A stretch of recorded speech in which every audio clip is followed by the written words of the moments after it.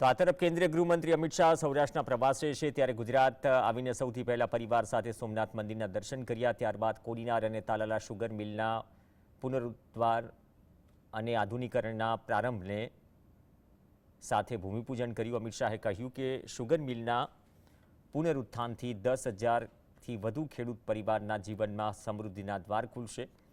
કહ્યું કે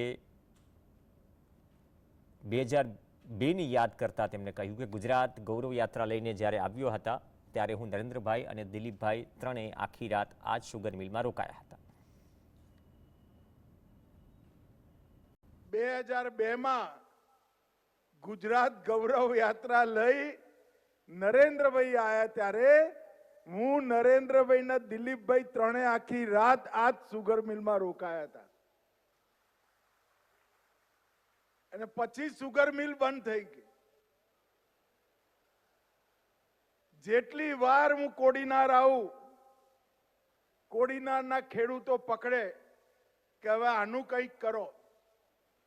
નરેન્દ્રભાઈએ પણ વચન આપ્યું અને ભાજપાના બધા કાર્યકર્તાઓએ વચન આપેલું અને મોદી સાહેબનું વચન એટલે પથ્થર પરની લકીર। આજે મોદી સાહેબનું વચન પૂરું થયું।